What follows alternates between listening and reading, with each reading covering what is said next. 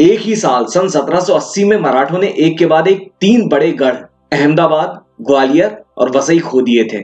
पश्चिम भारत में अंग्रेज मराठों पर हावी होते दिखाई दे रहे थे। इतने में ही दक्षिण भारत में हैदर अली और टीपू सुल्तान ने अंग्रेजों को खून के आंसू रुला दिया। मद्रास के आसपास कंपनी की सेनाओं को जगह जगह धूल चटाई, लेकिन मध्य भारत में लगभग खामोशी थी। यहाँ हम थोड़ा सा पीछे जाते हैं और फिर से आते हैं अगस्त सन 1780 में, जब अंग्रेजों ने अपने चाबी वाले खरगोश का इस्तेमाल किया, यानी गोहद के राणा का इस्तेमाल करके ग्वालियर का किला जीत लिया। पोफाम की मदद करने के लिए एक और बड़ी सेना वॉरेन हेस्टिंग्स ने भेजी, मेजर कैमेक के नेतृत्व में। ये कंपनी की सेना ग्वालियर से 125 किलोमीटर आगे बढ़कर शिवपुरी या सीपरी तक आ गई और वॉरेन हेस्टिंग्स खुद बनारस आने की तैयारी में था, जहां बागी राजा चेत सिंह को सबक सिखाना था और अवध के राजघराने से धन वसूल करना था, ताकि इस बेहद खर्चीले मराठा संग्राम का बोझा कुछ कम हो। ग्वालियर के पतन के बाद मध्य भारत में बढ़ता अंग्रेजों का प्रभाव और हेस्टिंग्स की मौजूदगी, इन सब समस्याओं से निपटने के लिए महाजी ने पूरी तैयारी की और सन 1780 के अंत में उज्जैन से चलकर 1781 की शुरुआत में भिलसा में पड़ाव डाला। दूसरी तरफ कैमेक फरवरी सन 1781 में भिलसा के पास सिरोंज आ गया था। फरवरी के महीने में सिरोंज के आसपास महाजी ने छापे मार मार कर कैमेक की तबीयत बिगाड़ दी। सिरोंज की इस लड़ाई में महाजी का पलड़ा भारी रहा। किसी तरह से गिरता पड़ता कैमेक महादपुर पहुंचा और महाजी ने उसका पीछा करते हुए महादपुर के दक्षिण में दुर्दाह में डेरा डाला। पोफाम से शिवपुरी से मदद मिलने पर कैमेक ने मार्च सन 1781 के अंत में महादजी के डेरे पर अचानक से हमला कर दिया और इस दुर्दाह के युद्ध में महादजी को करारी शिकस्त मिली। कई जगहों पर शिवपुरी या सीपरी की लड़ाई का जिक्र है, जहां महादजी की हार बताई जाती है, पर इतिहासकार सरदेसाई की दी हुई विस्तृत जानकारी के हिसाब से और जगहों और तारीखों की दृष्टि से ये तर्क संगत नहीं लगता। लिहाजा सीपरी और दुर्दाह की घटना को एक ही माना जाना चाहिए और इसका अंततः परिणाम एक ही था, महादजी की पराजय। इससे मराठा खेमे में सन्नाटा छा गया। दुर्दाह या सीपरी की लड़ाई में महाजी को मिली हार के बाद अब ऐसा लगने लगा था कि उत्तर भारत तो ठीक है, मध्य भारत में भी मराठा सत्ता बच पाएगी या नहीं। कुछ ही दिनों में अप्रैल में हेस्टिंग्स ने कैमेक और पोफाम की मदद के लिए कर्नल मूर को भी एक बड़ी सेना के साथ भेज दिया। इन सब घटनाओं के बीच वॉरेन हेस्टिंग्स कलकत्ता से बनारस आ चुका था और बनारस के राजा चेत सिंह पर और अवध के राजघराने पर सख्तियां किए जा रहा था। इस समय अवध का नवाब था शुजा-उद-दौला का बेटा आसफ-उद-दौला। यहाँ थोड़ा सा आपसे समय लेकर हम बंबई और पुणे के बीच वापस चलते हैं और वहां चल रही निर्णायक लड़ाई पर नजर डालते हैं। इस वक्त गॉडार्ड क्या कर रहा था? दिसंबर सन 1780 में वसई जीत लेने के बाद उत्साह 7वें आसमान पर था। उसने बंबई सेना का मजाक उड़ाते हुए कहा कि तुमसे इतना भी ना हो सका कि महज 100 मील दूर पुणे को जीत सको। और गॉडार्ड ने अगले ही महीने जनवरी सन 1781 के अंत में पुणे पर फिर से चढ़ाई कर दी। वो पुणे की तरफ उसी रास्ते से निकल पड़ा। यह था दूसरा भोरघाट अभियान। पहले भोरघाट अभियान का क्या हशर हुआ वो हमने देखा था वड़गांव की लड़ाई में अंग्रेजों की हार के रूप में, और अब ये गॉडार्ड के नेतृत्व में दूसरा भोरघाट अभियान। तो गॉडार्ड फरवरी में भोरघाट चढ़कर ऊपर आ गया। अब तक तुकोजी होलकर भी पुणे आ चुके थे, तो तुकोजी और हरिपंत फड़के ने 2 महीने तक गॉडार्ड को उलझाए रखा। इस दौरान गॉडार्ड का भी वही हाल हुआ जो पिछली बार इसी जगह बंबई सेना का हुआ था। मराठा छापा मारों ने मैदान में उतरकर रसद का रास्ता काट दिया और बंबई क्षेत्र में त्राही त्राही मचा दी। इसीलिए अंग्रेजों का उत्तरी कोंकण पर कब्जा निष्फल हो गया और गॉडार्ड को भी हार का सामना करना पड़ा और कई अफसरों और सिपाहियों को खोकर मई सन 1781 तक गॉडार्ड वापस बंबई लौट आया। इस दूसरे भोरघाट अभियान ने गॉडार्ड की तो कमर ही तोड़कर रख दी और पुणे पर कब्जा करने की हेस्टिंग्स की हसरत ही बनकर रह गई। ठीक इसी समय मध्य भारत में भी ऐसा ही कुछ हो रहा था। मार्च के अंत में मिली करारी हार के बावजूद महाजी शिंदे ने हिम्मत नहीं हारी। हालांकि अप्रैल सन 1781 में मेजर कैमेक की मदद के लिए कर्नल मूर भी आ गया था, तो ये महाजी से आखिरी जंग होने वाली थी और महाजी का अस्तित्व खतरे में दिखाई देने लगा था। पर महादजी उम्मीद छोड़ने को तैयार नहीं थे।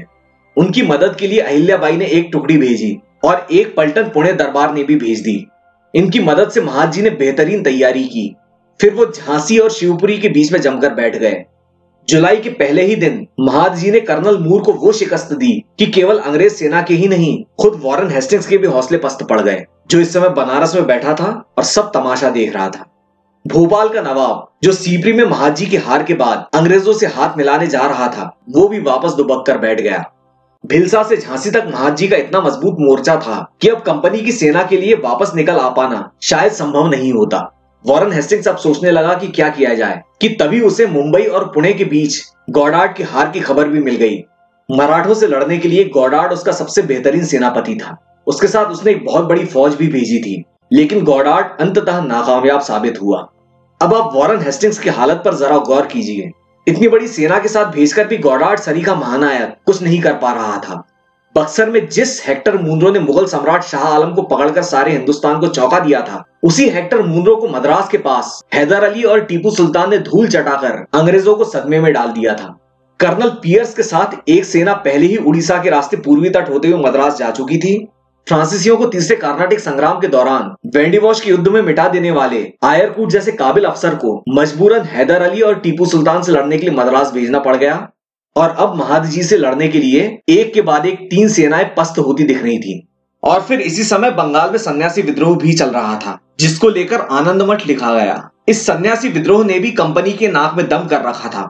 कलकत्ता में अब अपने बचाव के लिए आखिर अब बचा ही क्या था। सारी सेना तो इधर उधर हो गई थी। उल्टा कलकत्ता के सर के ऊपर कटक में नागपुर से आई भोसले की सेना बैठी हुई थी। और अब यह आखिरी मोर्चा था मध्य भारत में महादजी और मूर के बीच में। दोनों में से कोई भी जीत सकता था। ये एक ऐसा जुआ था जिसके जरिए या तो हेस्टिंग्स दिल्ली और पुणे दोनों हथिया लेता, या फिर कलकत्ता, बंबई, मद्रास सब कुछ गंवा देता। अंग्रेजों की भी भारत में कथा खत्म हो जाती, उनकी सारी लीलाओं का अंत हो जाता। लेकिन यहां ऐसी स्थिति महादजी की भी थी। अगर वो मूर से जीत जाते तो कलकत्ता तक का रास्ता खुल जाता, लेकिन खुदा न खास्ता कहीं वो हार जाते तो दिल्ली तो छोड़िए, खुद मध्य भारत में अपना राज्य भी खो देते। और इस एक पराजय के साथ बाजीराव पेशवा की बनाई हुई मध्य भारत में मराठा हुकूमत एक झटके में खत्म हो जाती। ऐसी स्थिति में ये मराठों के लिए दूसरा पानीपत साबित होता।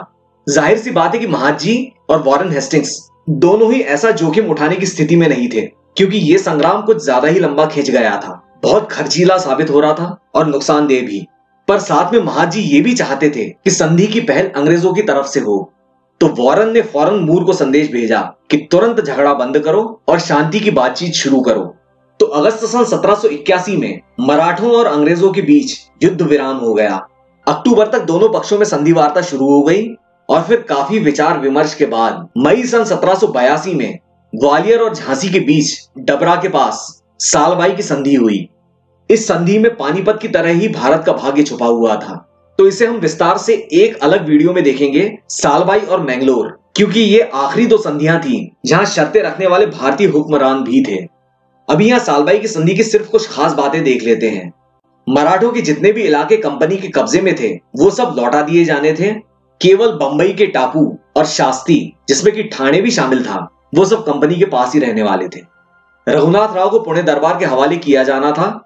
अब दोनों एक दूसरे के शत्रुओं को पनाह नहीं दे सकते थे और दक्षिण भारत में मराठे और अंग्रेज मिलकर हैदर अली पर दबाव डालने वाले थे कि युद्ध खत्म किया जाए। हेस्टिंग्स की इस पहल पर महादजी की सहमति से कई लोग मायूस थे। इन कई लोगों में सबसे ऊपर नाम आता है नाना फडणवीस का। जब इस संधि के बारे में नाना फडणवीस को पता चला तो वो काफी नाराज हुए और उनसे भी ज्यादा नाराज था हैदर अली। उससे पूछे बगैर युद्ध रोक दिया गया था और उल्टा हैदर अली पे दबाव डाला जाना था कि युद्ध बंद करे। हैदर, जिसने मराठों के कहने पर अंग्रेजों से झगड़ा मोल लिया था, हैदर ने मराठों को इस संधि के लिए कोसा और बहुत बुरा भला कहा। उसका मराठों पर से विश्वास हमेशा के लिए खत्म हो गया। तो मराठों को शाप देते हुए दिसंबर सन 1782 में दक्षिण आंध्र प्रदेश के चित्तूर में हैदर अली ने आखिरी सांस ली। दूसरी ओर पुणे में नाना फडणवीस भी नाराज थे और उन्होंने सालबाई की संधि पर तब तक हस्ताक्षर नहीं किए जब तक हैदर जीवित था। तो इस तरह से 1783 में नाना फडणवीस ने इस संधि पर आखिरकार हस्ताक्षर किए और ये सालबाई की संधि आखिरकार मुकम्मल हो पाई। इस संधि के बाद 20 साल तक मराठों और अंग्रेजों के बीच में कोई टक्कर नहीं हुई, पर भारत में फिरंगी राज खत्म होने से बच गया। मराठों के आगे कंपनी के झुकने का सबसे बड़ा कारण था हैदर अली और टीपू सुल्तान का मद्रास पर शदीद हमला, जिससे दूसरा एंग्लो मैसूर संग्राम शुरू हो गया। तो हमारा अगला वीडियो होगा सेकेंड एंग्लो मैसूर वॉर, दूसरा एंग्लो मैसूर संग्राम।